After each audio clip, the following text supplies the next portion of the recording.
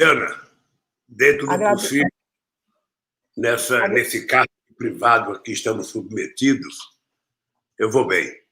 Tá difícil ficar preso em casa, não tá? É muito difícil, porque teoricamente, você está livre e, teoricamente, você não pode sair de casa, até porque eu estou naquela faixa considerada faixa de risco. E eu fico falando que tenho 74 anos, mas tenho energia de 30, que é para enganar o vírus. Ah, sei. Vai chegar aqui perto de mim, então eu vou sobrevivendo, querido. Eu estou vendo o senhor falar de energia, mas eu estou vendo o senhor falar outra palavra por aí, presidente. Não, mas eu não posso falar essa palavra, porque o site, o Metrópole é muito sério, eu não posso falar essa palavra. Mas presidente... há uma coisa, Luciana, que era importante a gente começar a nossa entrevista expressando a nossa solidariedade ao povo brasileiro por conta da coronavírus, a todos que estão contaminados, ao povo de Brasília que está contaminado e aos familiares das pessoas que morreram, porque nós estamos vivendo um momento muito difícil e ele é muito mais difícil quando a gente percebe que o governo não está agindo com a responsabilidade e com o carinho que tem que agir um presidente quando o seu povo está vivendo uma situação difícil. Então, eu queria prestar minha solidariedade ao povo de Brasília, sabe? E pedir para as pessoas que só tem um jeito. Até agora só tem um jeito, sabe? Que está provado que contamina menos. É a gente ficar isolado. E, para isso, nós temos que exigir que o governo, sabe, dê efetivamente, sabe, eu diria, muita pressa na liberação dos recursos que foi aprovado pela Câmara dos Deputados. Presidente, já que o senhor tocou agora, primeiramente, né, na questão da pandemia, ontem o presidente Jair Bolsonaro vetou esse repasse, né, da ajuda para os estados. E temos também aí inúmeros atrasos, né? Houve atrasos, por exemplo, na ajuda emergencial, para que isso chegasse até as pessoas. Eu queria que o senhor fizesse uma breve avaliação aí do comportamento e das atitudes do governo Bolsonaro perante essa pandemia. Luciana, há um problema. Você sabe que, para quem já foi presidente da República, parece fácil, mas não é fácil a gente ficar fazendo crítica a quem está exercendo a presidência da República, porque se conhece todos os problemas. O grande desafio que nós estamos vivendo no Brasil e o grande problema que estamos enfrentando é que o Bolsonaro ele não se preparou para governar o Brasil. Ele não se preparou. Ele faz questão de colocar nos lugares errados pessoas erradas para cuidar das coisas no Brasil. Se ele coloca na educação um cara que quer desmontar a educação, coloca no meio ambiente um cara que quer fazer desmatamento, coloca na saúde um cara que não entende da saúde. Ou seja, os filhos dele se intrometem demais nas decisões governamentais. Não tem Ministério de Indústria e Comércio que possa sentar com os empresários e planejar, sabe, uma política de desenvolvimento.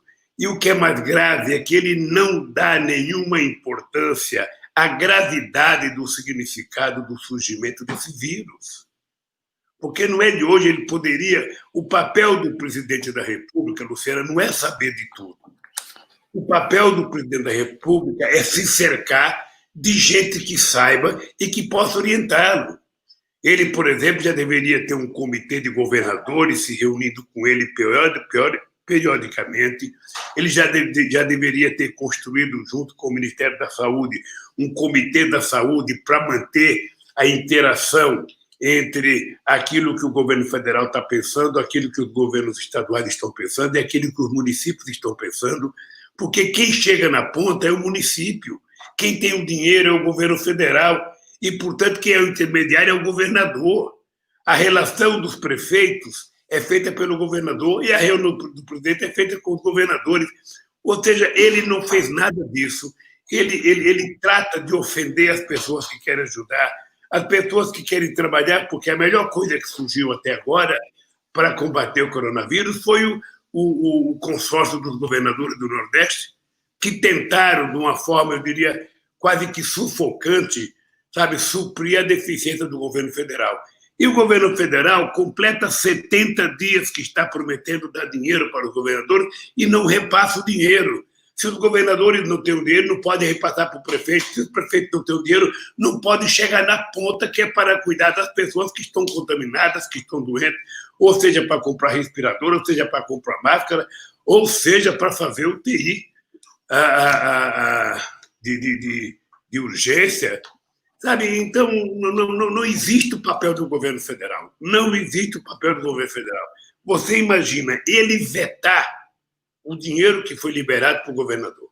Ontem eu vi à noite que muita gente, quase 6 milhões de pessoas, sabe, se inscreveram, foram aprovadas, que não tem direito até o papagaio José lá, o Louro José, até ele estava inscrito e foi aprovado. O senhor está falando do dono da Havan? Eu chamo ele de Louro José porque ele deve ter se inscrito para poder comprar uma roupa amarela. Então, o governo é uma piada, o governo não existe. Então, o governo não cuida da economia, o governo não cuida da pandemia, o governo não cuida da educação, o governo não cuida do desenvolvimento industrial, o governo não cuida da geração de emprego. A pergunta que se faz é o seguinte: para que a existência de um governo como esse? É isso que nós nos perguntamos todo dia. Presidente. Então, nós temos, a nossa sorte é que nós temos vários governadores preocupados e temos uma parcela da sociedade que está tentando se cuidar. E temos uma rede, sabe, uma rede como o SUS que finalmente está sendo valorizada e está sendo reconhecida, e que se tivesse o dinheiro que era necessário colocar no SUS, quem sabe a gente tivesse uma situação muito melhor. E também tem uma rede privada qualificada para tentar cuidar das pessoas que podem pagar uma rede privada. Mas o governo mesmo inexiste. E nós vamos pagar um preço muito caro, muito aquém do que já estamos pagando, Luciana. Presidente, eu gostaria de saber, diante desse governo e diante das manifestações, os manifestos que estão acontecendo, que começaram aí no último fim de semana, eu queria saber o seguinte: o que o senhor diz para quem avalia aí que a sua postura de não assinar os manifestos mais divide forças contra esse governo, contra o governo Bolsonaro, do que une? Eu queria saber o que o senhor fala para essas pessoas. O senhor adotou aí o nós contra eles ou não? O senhor se arrepende de não ter assinado um documento? Como é que o senhor está vendo essa movimentação e como é que o senhor se posiciona diante dela? Você sabe que, de vez em quando, Luciana, acontecem alguns fenômenos na política, daquelas coisas que a gente não consegue entender. Tá? Eu não assinaria o manifesto, eu vou explicar depois a razão. Mas, nesse caso desse manifesto, eu não fui procurado. Tá? Eu fiz um comentário do manifesto depois que eu li o manifesto e percebi que o manifesto não falava do Bolsonaro. O manifesto não falava do impeachment. O manifesto não falava de política econômica. Sabe? Não falava dos problemas graves, falava da democracia de forma muito genérica. Sabe? Como eu já vi e já li muito sobre a história do Brasil, toda vez que a sociedade começa a se mobilizar, começa a ficar inquieta, começa a se manifestar, uma parte da elite tenta tomar conta desse processo. Eu reconheço gente maravilhosa que assinou esse processo, gente com quem eu tenho relação histórica de 20, 30, 40 anos. Sabe? E o que eu acho engraçado é que ganhou mais importância o manifesto eu não ter assinado do que se eu tivesse assinado. Se eu tivesse assinado, ninguém tinha percebido e ninguém tinha comentado. Essa é a coisa inusitada desse manifesto. E tem outro manifesto, tem o manifesto dos advogados, que é o manifesto mais sério, na questão dos direitos humanos. E agora eu estou sabendo que tem um outro manifesto pela democracia, assinado pelo João Paulo Lemos, da Ambev, pela Setúbal, Ou seja, é a defesa da democracia da elite brasileira. É a defesa da democracia em que eles continuam podendo tudo e o povo não pode nada. Porque nenhum deles fala em impeachment do Collor, nenhum deles fala em mudança da política econômica. Porque as pessoas precisam compreender que o Bolsonaro, nesse governo, ele é o bobo da corte. Quem governa e faz as coisas é o Guedes. O Guedes é que tem dado as regras, o Guedes é que vende empresa, ele é que corta salário, ele é que corta direito. E ele disse isso naquela reunião, na reunião, sabe, aquela esbórnia que foi aquela reunião. O Guedes ainda prometeu: eu vou continuar fazendo reformas e vamos gerar mais 3, 4 milhões de empregos. Então, é isso. Ou seja, o que o PT está fazendo? Veja, o PT está isolado, o PT está isolado. Veja, o PT deu entrada no impeachment com 7 partidos políticos. O PT deu entrada com uma assinatura de 58 juristas e o PT deu entrada com a participação de mais de 400 entidades. Onde é que está o isolamento? A segunda coisa é que no meio... Desse movimento, o senhor se sentiu... desse movimento, o senhor se sentiu isolado e eu gostaria de saber por que motivo o senhor acha que o senhor não foi chamado para assinar. Veja, eu não sei, dizem que me chamaram, o Jorge Furtado disse que me chamou, não sei quem te chamou. A mim não chegou, talvez tenha chamado. Eu só estou querendo dizer que se eu tivesse lido o documento, eu não assinaria também, sabe por quê? Porque uma boa parte... Nós temos que dividir esse manifesto em 2 momentos. Aqueles que assinaram no começo, porque acreditaram que sabem ler o texto, e aqueles que foram assinando rapidamente, gente até comum do povo, porque o Jornal Nacional deu 5 minutos. Quando o Jornal Nacional deu 5 minutos, eu falei: algo está cheirando mal, sabe, nesse mundo político brasileiro. Porque a Globo não deu nada do jornal do abaixo-assinado dos advogados. Não deu nada de tantos outros abaixo-assinados que nós fizemos. E deu 5 minutos. Eu tinha ficado imaginando que poderia até ter o dedo da Globo na confecção do manifesto. Tá? Aí depois eu vi gente séria assinando e vi pessoas assinando, eu fiquei pensando: mas peraí, essas pessoas querem tirar o Bolsonaro agora, mas faz apenas 1 ano e pouco que elegeram o Bolsonaro, e se tem um cara que foi eleito, todo mundo sabendo o que ele era, é o Bolsonaro. Todo mundo sabia que ele era ogro, todo mundo sabia o que ele tinha feito quando estava no Exército, todo mundo sabia o que ele fez como vereador, o que ele fez como deputado e o que ele não fez. Todo mundo sabia que ele não gostava de feminista, não gostava de LGBT, não gostava de negro, não gostava de índio, não gostava de quilombola, não gostava de trabalhador, não gostava de sindicato, e dizia que não gostava da política.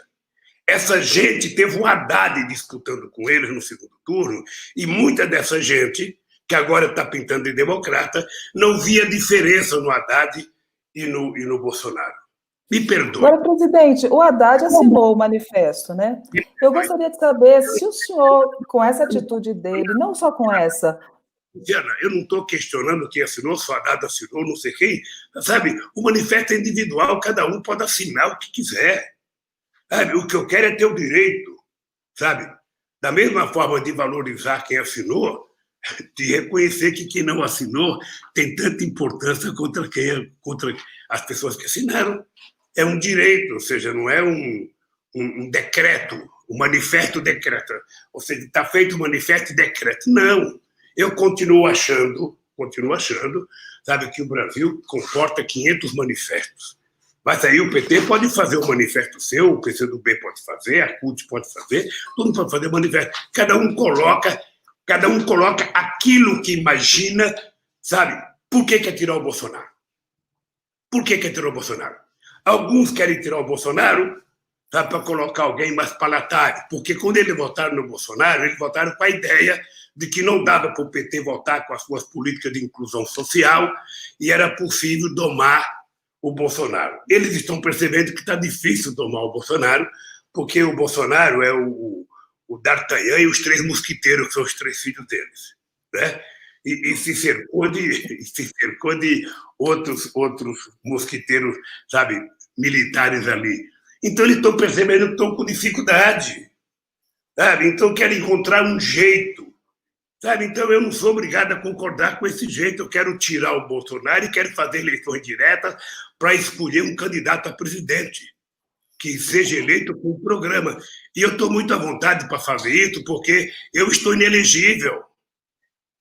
Sabe? Então, não venham dizer que eu quero ser candidato, não. O que eu não quero é ser massa de manobra.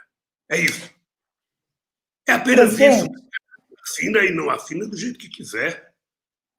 Presidente, o senhor acha que o Haddad representa um PT mais palatável para essa função? Ô, Luciana, o cara mais palatável do PT sou eu.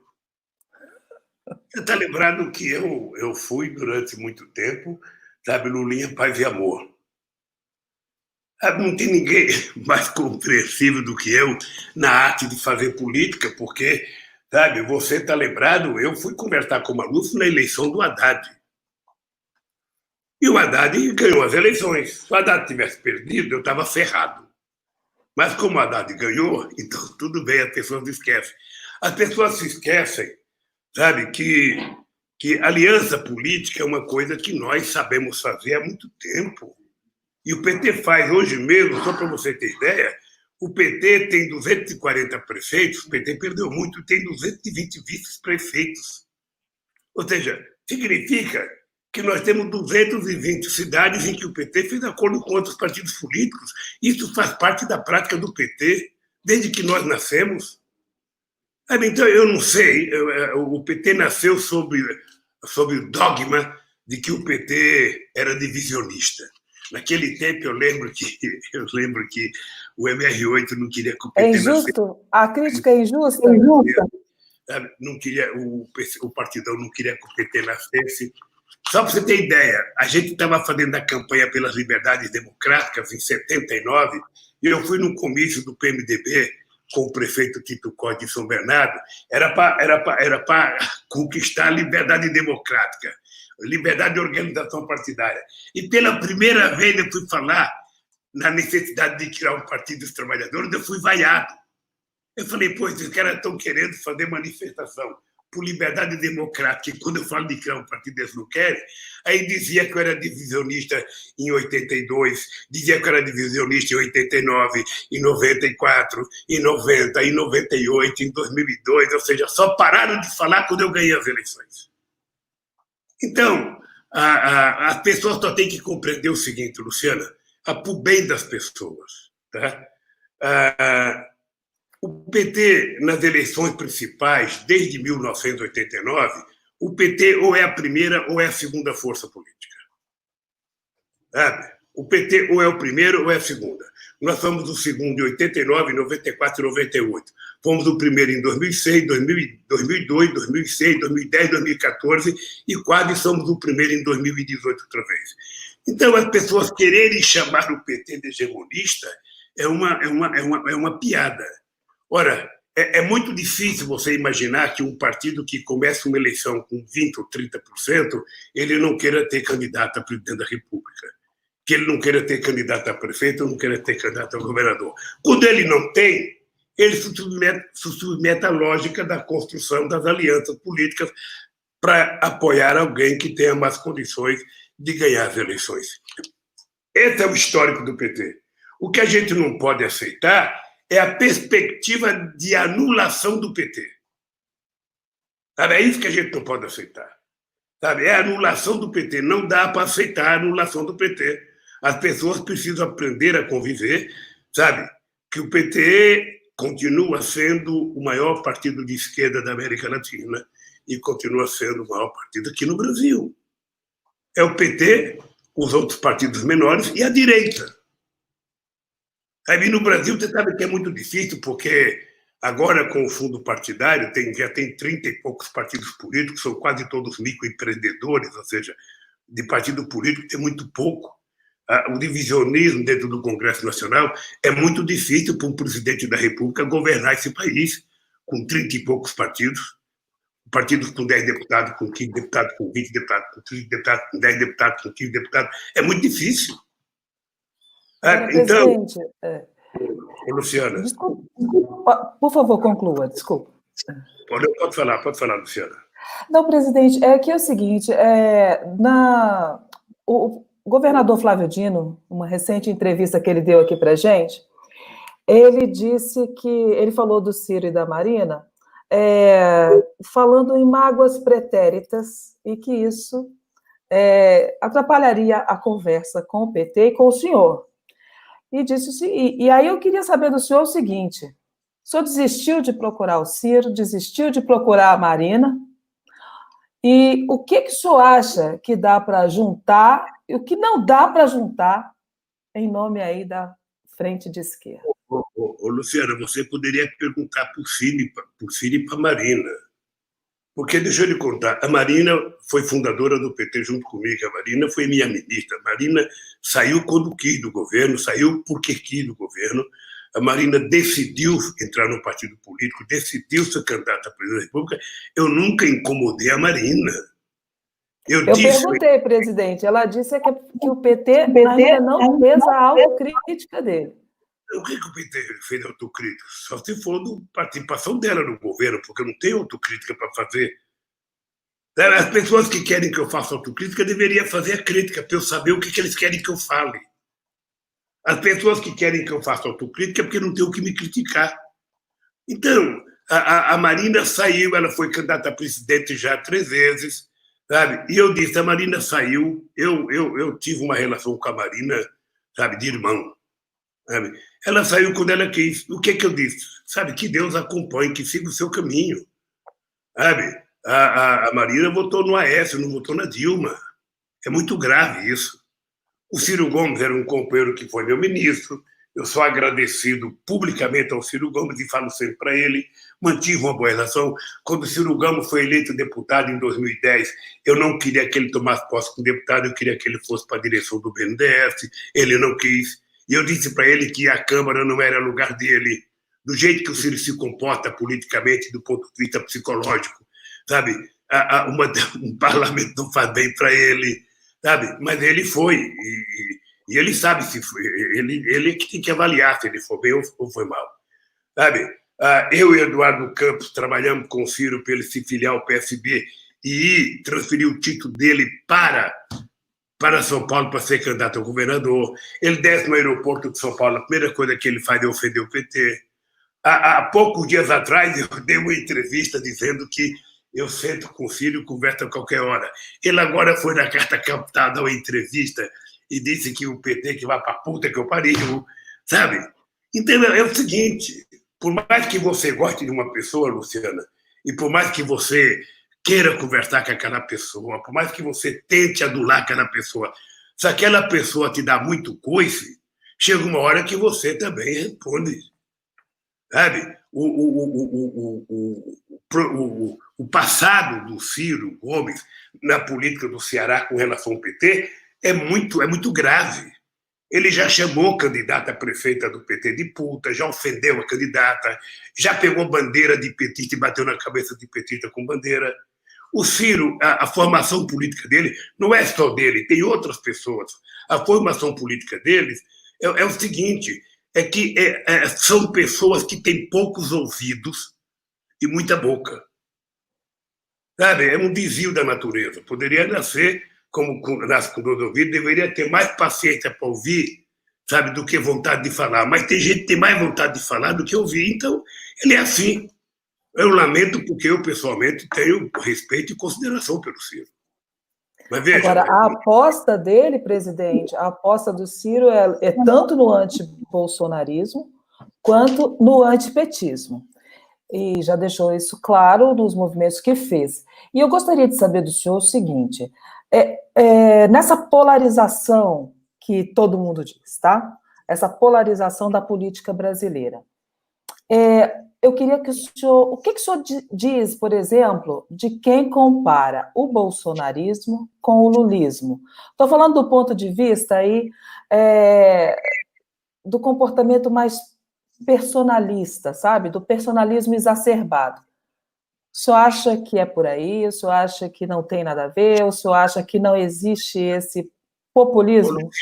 Luciana, antes de entrar nisso, deixa eu botar a ideia que você falou inicialmente, que o Ciro acha que ele vai tirar proveito do antipetismo, do antibolsonarismo. Sabe, eu acho que todo mundo que disputa a eleição quer tirar proveito.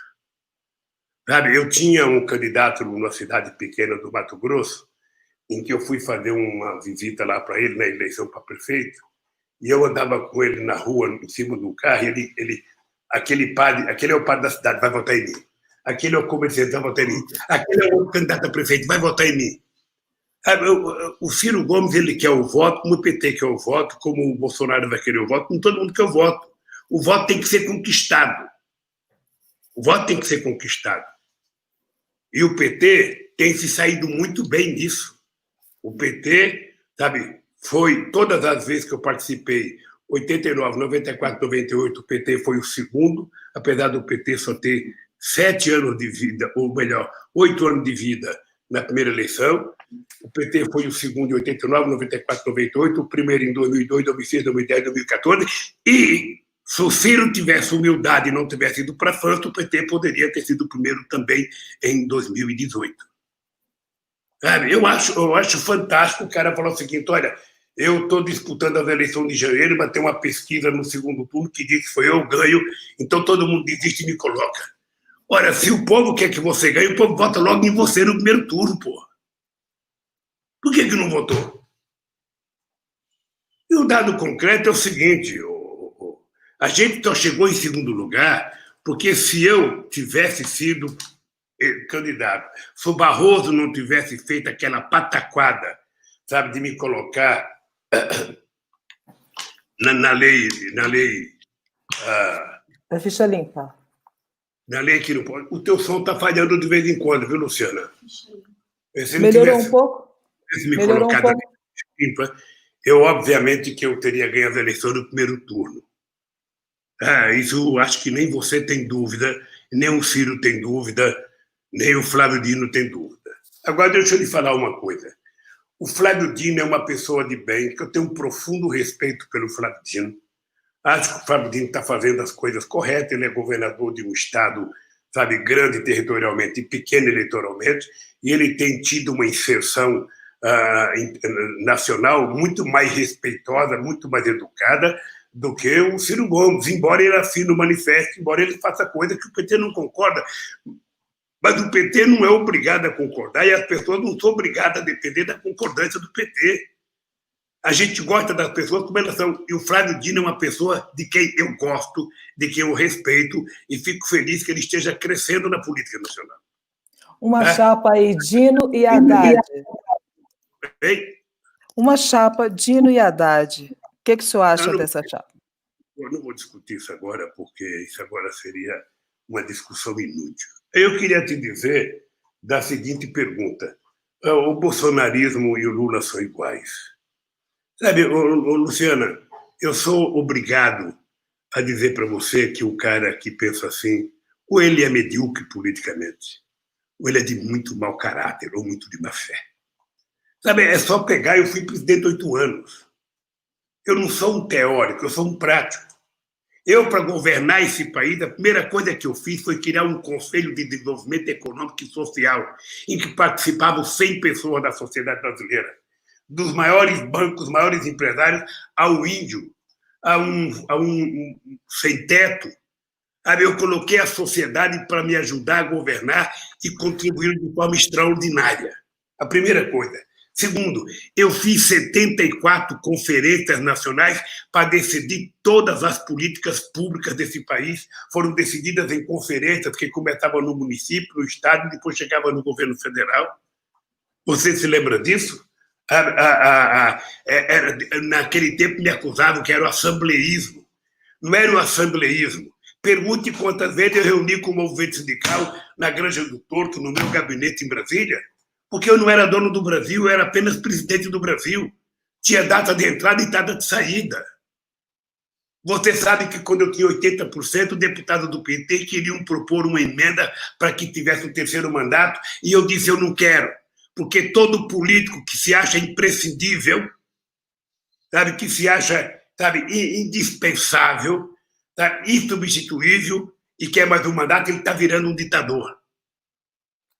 O seu Fernando Henrique Cardoso, para falar um pouco dele, que eu não posso passar uma entrevista sem falar dele, sabe? Em 94, quando eu estava com 40% no mês de março na pesquisa, eles fizeram uma emenda constitucional para que tivesse um mandato de 4 anos e não tivesse reeleição.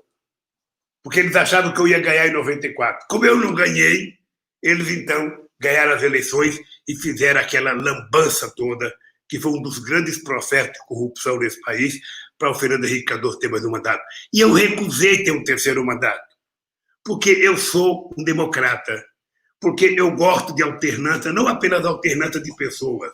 É importante lembrar, Luciana, que eu sou o único cara do primeiro andar, sabe, que cheguei no último andar. É aquilo que o velho Otávio Frias dizia para mim: o Lula, os homens não vão deixar você subir no andar de cima. E eu falava, mas eu vou tentar, seu Frias, eu vou tentar. E cheguei. E quando eu cheguei, eu tive o prazer de visitar o velho Frias, já em situação de saúde bem debilitada, para dizer para o velho Frias: está vendo, senhor Otávio, eu cheguei. Eu cheguei no primeiro andar, eu cheguei no segundo andar. Então, eu tenho noção exata dos caras que falam isso de mim, sabe? Porque, não sabe, eu fui presidente do sindicato em 78, ô Luciana, eu fui eleito no meu segundo mandato com 92% dos votos. Parecia coisa do Partido Comunista Chinês ou do Partido Comunista Soviético, quase que unanimidade. Sabe o que eu fiz? Eu poderia ser presidente 10 anos, 20 anos, como a maioria dos sindicatos fica 20 ou 30 anos. Eu convoquei uma assembleia e decidi em assembleia que nenhum presidente do sindicato dos metalúrgicos Soberano do Campo poderia ficar mais que 2 mandatos na presidência. Então, a demonstração de que eu não sou ogro, sabe, não sou chucro, não sou ignorante, não sou como o Bolsonaro, sabe, não tem limite. O cara que falar isso para você pode ter certeza, ou ele é um ignorante, ou é um analfabeto político, ou é um cidadão de má fé. Ok, presidente, eu queria que o senhor comentasse. De mim. Presidente, eu queria que o senhor comentasse sobre essa busca aí que o presidente Bolsonaro está fazendo agora ao Centrão. Distribuição de cargos, fisiologismo. Eu gostaria de saber do senhor o seguinte: essa é uma prova de que toda política, seja de direita ou de esquerda no Brasil, tem que passar por esse grupo político que, diga de passagem, não elegeu nenhum presidente da República, por exemplo, nos últimos anos. O que o senhor acha dessa movimentação do Bolsonaro? É uma movimentação que os governos também petistas buscaram, tiveram que buscar em algum momento, e eu gostaria que o senhor comentasse isso agora. Ô, Luciana, que bom que você fez essa pergunta, Luciana, porque eu quero responder essa pergunta, primeiro para o próprio Bolsonaro, que é o primeiro analfabeto político nisso. Segundo, para o Dallagnol, que é um ignorante político. Segundo, para o Moro, que é um ignorante político.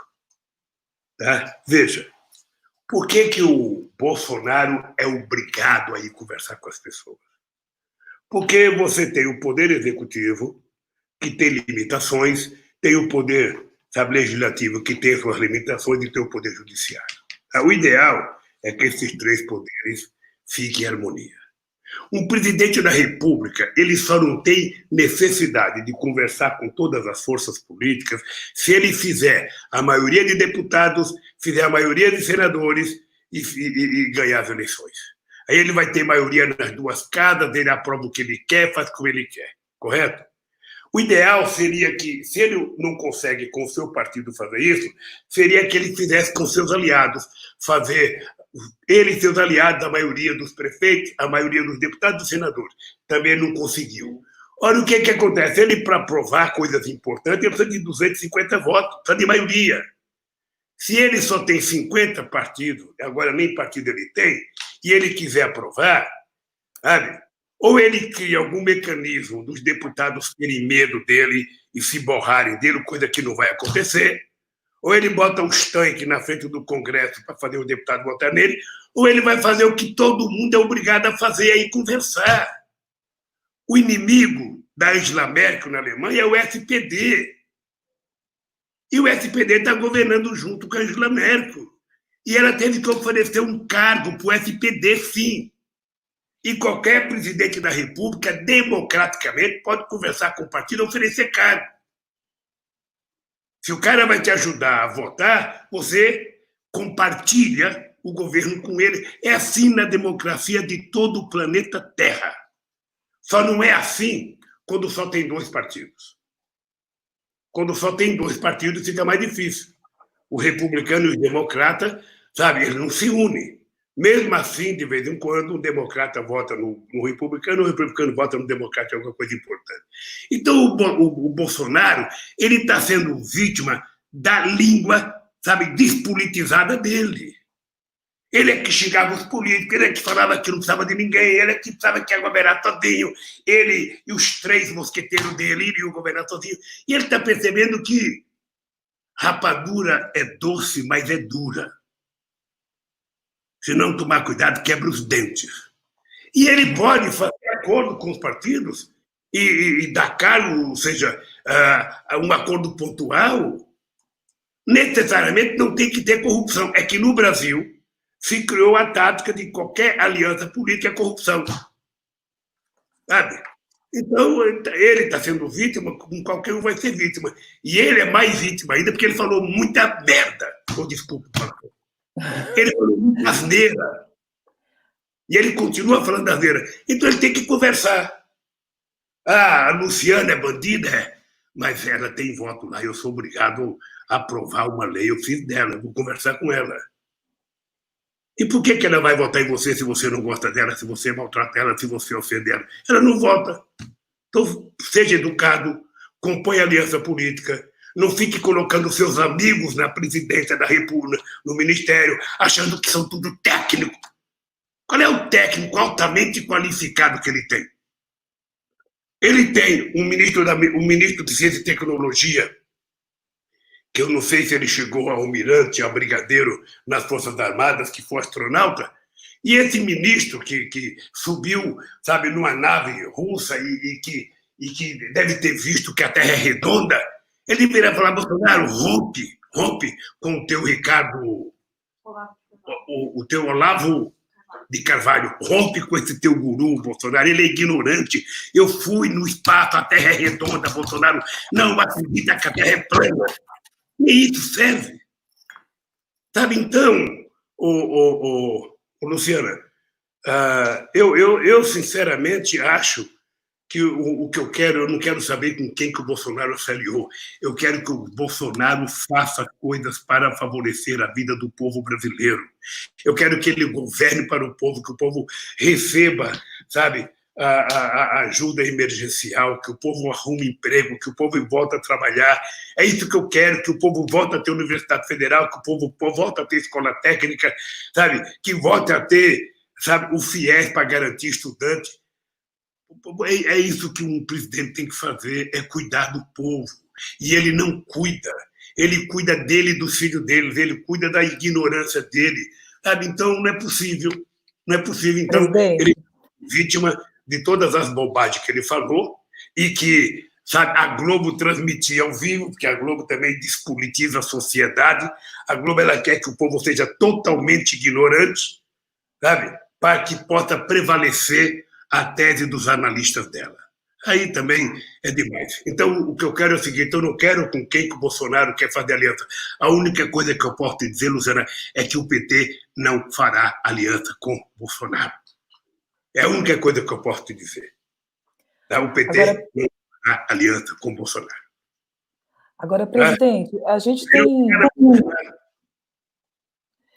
desculpe, mas a gente tem convivido aí com uma questão muito séria, que são esses ataques, essas ameaças, algumas veladas, outras ameaças não tão veladas assim, são bem diretas, né, que propõem aí uma interpretação da Constituição de uma forma mais autoritária, falando sobre o poder moderador das Forças Armadas. O senhor está preocupado com a ameaça à democracia? Olha, deixa eu lhe falar uma coisa. Com muito carinho, com muito respeito. Lógico que Eu, aos 74 anos, eu já tenho uma biografia. Eu não preciso mais inventar coisas para falar. Eu tenho uma vida. Tá? Eu tenho uma vida. Eu comecei minha vida política no sindicato em 69. Então, eu já tenho mais de 50 anos de vida política e tenho uma trajetória, sabe, de vida política. Pois bem, eu sinceramente não vejo, a não ser os rompantes do Bolsonaro, ou os rompantes do filho dele, clima para você imaginar que as Forças Armadas entrariam numa aventura de dar um golpe. Sabe? Porque a coisa mais fácil seria dar um golpe. E a coisa mais difícil depois seria administrar o golpe. Sabe? Sobretudo depois de um país, de uma crise como essa do coronavírus, em que o Brasil vai precisar de gente com muita paciência, com muita coragem e com muita sabedoria de organizar a sociedade brasileira para construir a reconstrução do Brasil pós-coronavírus. Sabe? É preciso construir credibilidade, é preciso construir previsibilidade para que o trabalhador e os empresários comecem a acreditar no governo. É preciso começar a acontecer as coisas. Sabe? Você já percebeu, Luciana, que não é o crescimento da Bolsa que gera emprego. Sabe? No meu governo, a Bolsa tinha 71 mil pontos e nós criamos 20 milhões de empregos formais. Hoje a Bolsa chegou a 90, sabe? E o desemprego são de 12 milhões, fora os outros milhões que estão na economia informal, mais de 50%. Significa que a Bolsa não está entrando para ter dinheiro para investimento em indústria. A Bolsa está entrando para especular. São fundos de investimento. E quando ele fala de vender uma estatal, ele vende para quê? Para arrecadar dinheiro, para fazer o quê? Não é para comprar, sabe, nada para o povo, não é para fazer obra para o povo, é para pagar a dívida, juros da dívida. Sabe, então, eu sinceramente não vejo. Eu acho que se houvesse um golpe, eu chamaria de uma atitude burra de quem deu um golpe. Atitude burra, sabe? Porque, além de dar, tem que administrá-lo. E o mundo hoje está mais contestador, está mais, sabe, duro para aceitar determinadas coisas. Então, os militares que estão, sabe, na caverna, aqueles que teoricamente mandem, tratem de mandar recado para os seus que estão de pijama, falando muita bobagem. Falando muito bobagem. Sabe, um cidadão se aposentou, ele não é obrigado a falar bobagem. Ele se aposentou, mas ele tem que respeitar a Constituição, tem que respeitar o Congresso, tem que respeitar a Suprema Corte, tem que respeitar o trabalhador, tem que respeitar o sindicato. O que ele acha que é? O que ele acha que ele pode falar qualquer bobagem? Sabe? Então, essas pessoas têm que ter em conta isso, que eu acho que as Forças Armadas brasileiras, acho que elas não farão nenhuma loucura nesse país.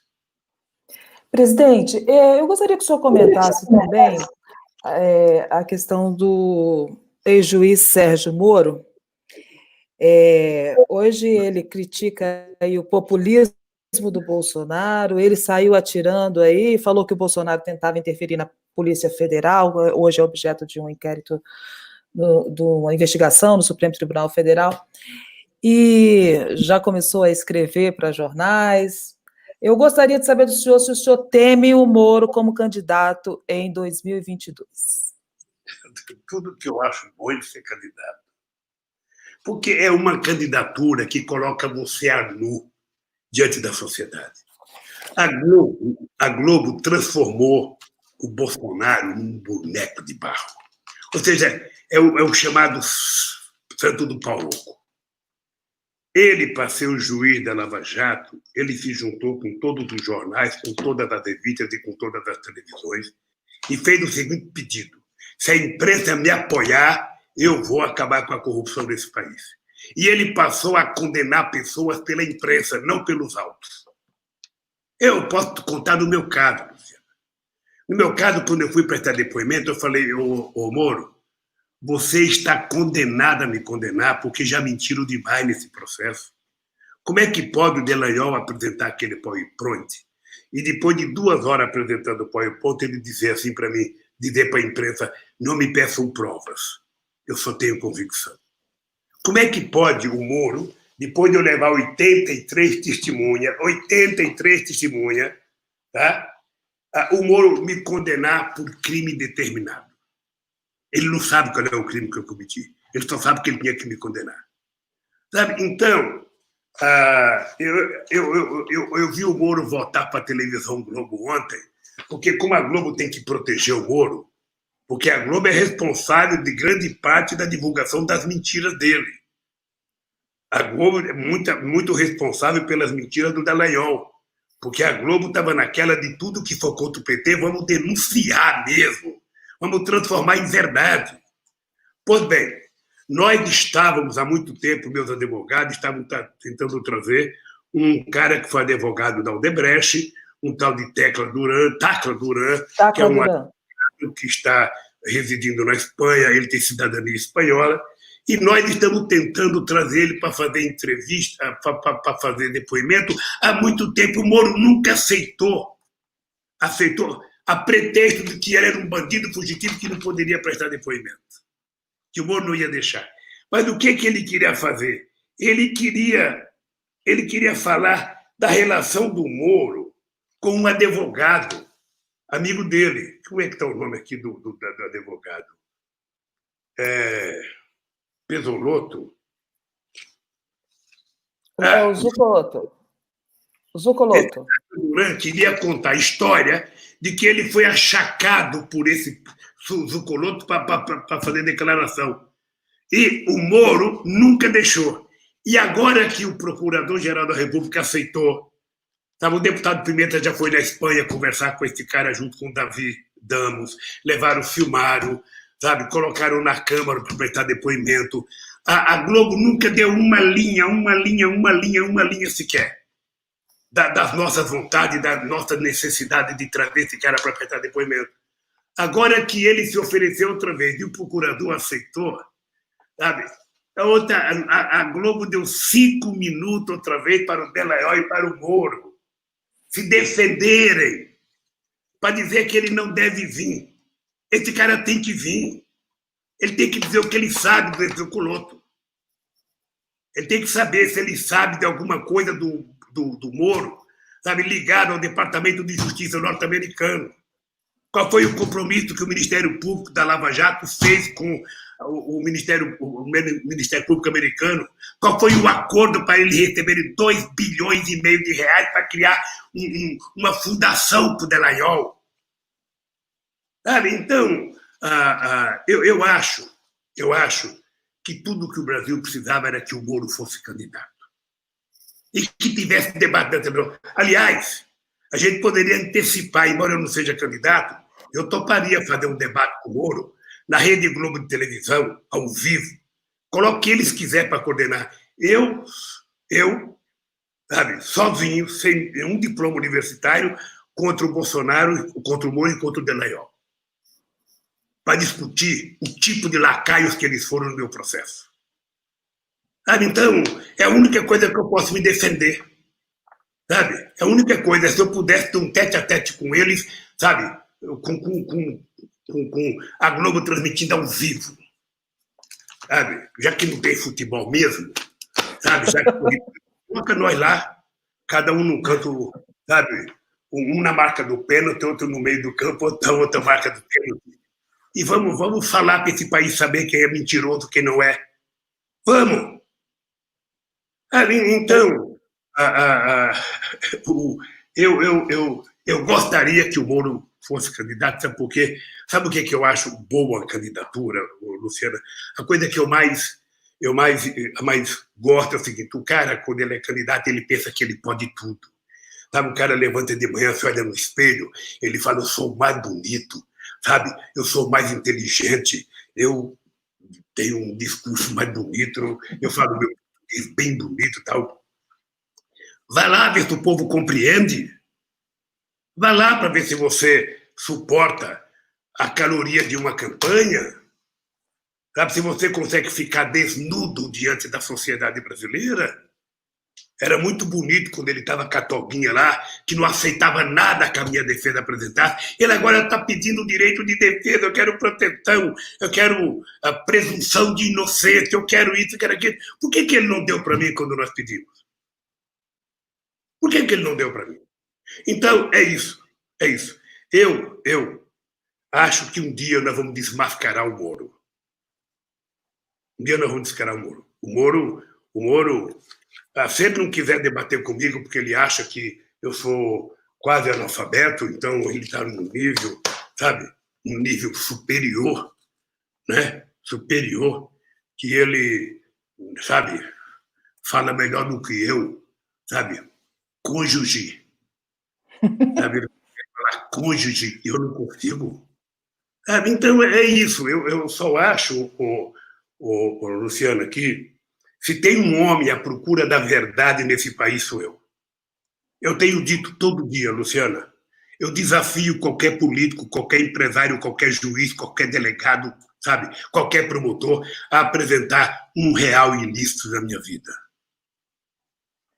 Presidente. Então, há 10 anos. Agora, veja, uma outra coisa que eu chamei a atenção dos meus companheiros do PT, Luciana, é o seguinte, olha, eu não sei se o pessoal do PT percebeu aquele manifesto por algumas pessoas que participam dele, parece um manifesto das pessoas que estão mais preocupadas em tirar o PT de qualquer disputa do que o Bolsonaro. Ou seja, então, sabe? O senhor acha que guarda alguma semelhança com 2013? O senhor acha que esses manifestos guardam alguma semelhança com as manifestações de 2013 que tiveram como alvo aí o governo da presidente Dilma? Repete para mim. O senhor acha que esses manifestos, eles guardam alguma semelhança com 2013, com os protestos de 2013 que tiveram como alvo aí o governo da presidente Dilma? Olha, eu acho que tem muita gente que participou daquela manifestação que são os linha de frente do manifesto. Mas veja, mas eu também, eu dou o direito das pessoas se arrependerem. A gente se arrepende, sabe? O cara vota numa coisa e tal. No caso do Bolsonaro, algumas pessoas votaram sabendo quem era o Bolsonaro. As agressões verbais do Bolsonaro, as pessoas eram públicas. Você sabia, mesmo não sendo deputada, Luciana. Eu sabia, mesmo não estando aqui. Sabe? Então, sabe, essas pessoas agora, mas ele não é democrata, ele não era democrata antes.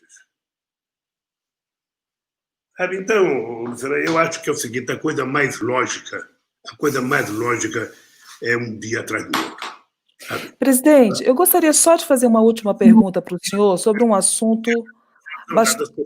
As pessoas podem rever posição, as pessoas, sabe? Eu acho isso muito bom, sabe? Não tenho e queria dizer para as pessoas, Luciana, que assinaram o manifesto, que vai ter muitos manifestos ainda, cada um assina um manifesto que se identificar e vamos à luta. O que eu quero é o seguinte: tem 35 propostas de impeachment. Eu acho que os deputados deveriam pressionar o Rodrigo Maia a escolher um e colocar em votação. E vamos fazer um debate na sociedade para saber se a gente constrói maioria ou não. A gente só vai construir maioria se houver a movimentação na sociedade para isso. Se a gente ficar esperando que por si só o Congresso toma posição, não vai tomar.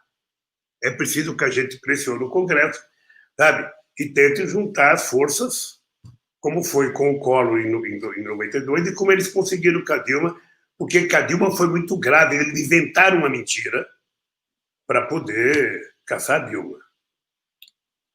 Agora, presidente, eu gostaria de uma última palavrinha do senhor sobre a questão do racismo.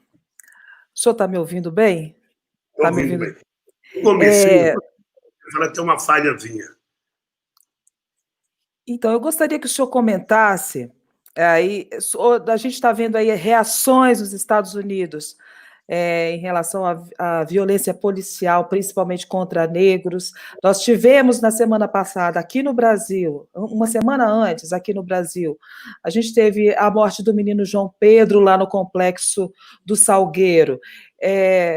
Uma cena que não dá para dizer que é uma cena única, é uma cena cotidiana das ações policiais no Brasil. Ao mesmo tempo, a gente tem aí manifestações preconceituosas de integrantes do governo atacando mães de santo, o próprio movimento negro. Eu queria que o senhor falasse um pouco sobre racismo aí, como reverter essa marca forte do racismo no Brasil.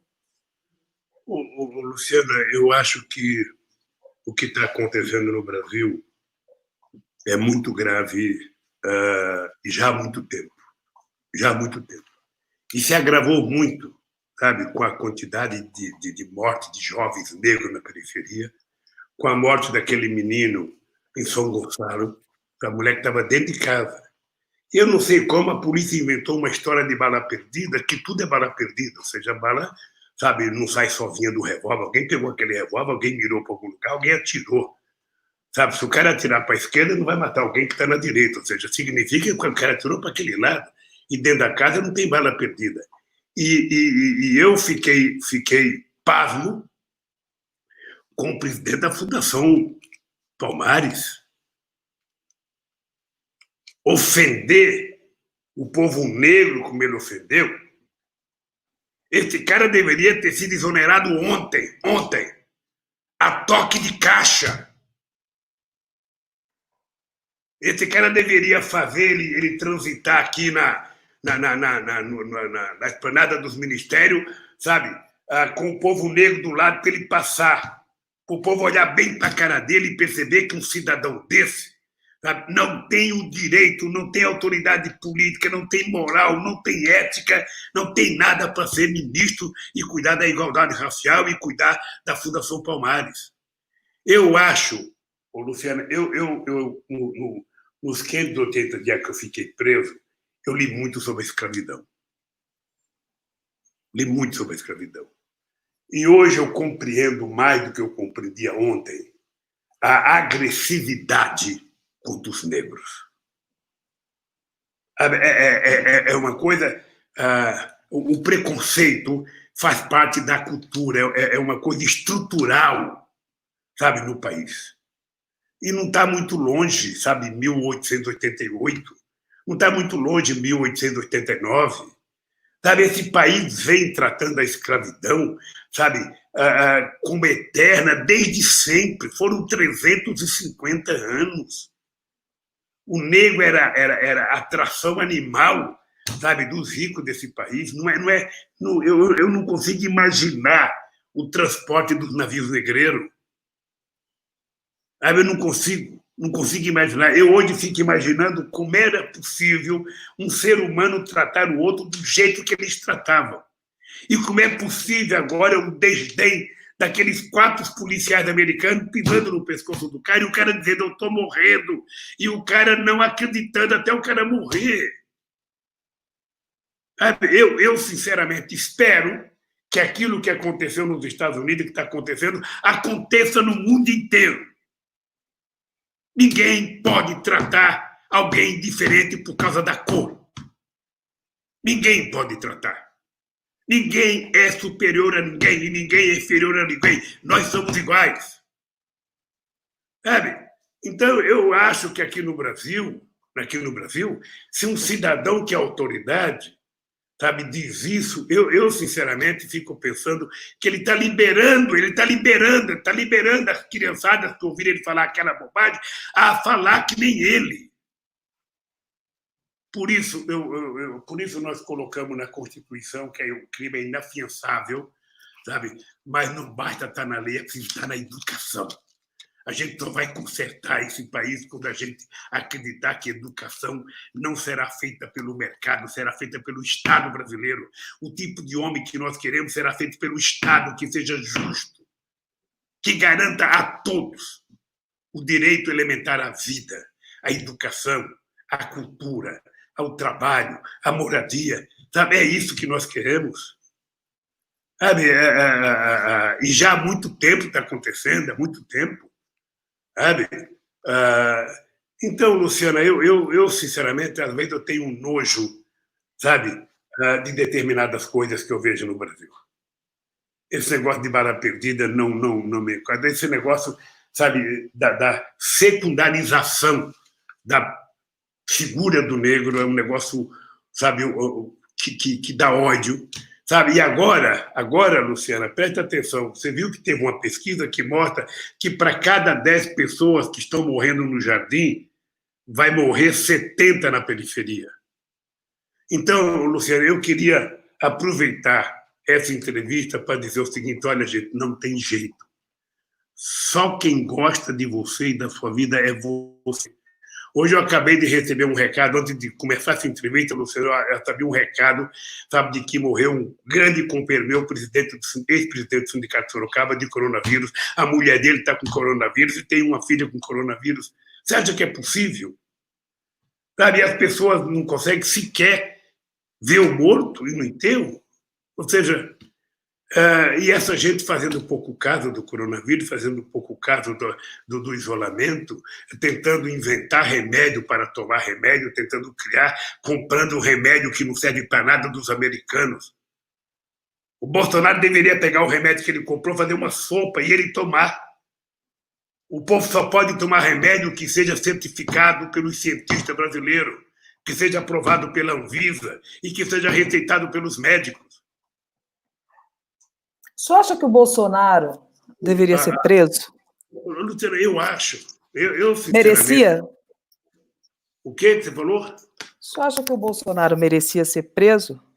Não, eu acho que o Bolsonaro tem que ser empichado, sabe? E depois, sim, depois ele poderia ter vários processos, porque ele tem pelo menos umas 10 causas que ele poderia ser processado. E eu acho que é isso que ele tem medo. Eu acho que é isso que ele tem medo, dele deixar o governo ser processado e ser preso. Porque a quantidade de sandice, sabe, que ele fala, a quantidade de aberrações que fala o filho dele, e parece que todo mundo tem proteção. Sabe? Cadê o cidadão? Como que é o nome dele? O cidadão que está no Morumbi, guardado.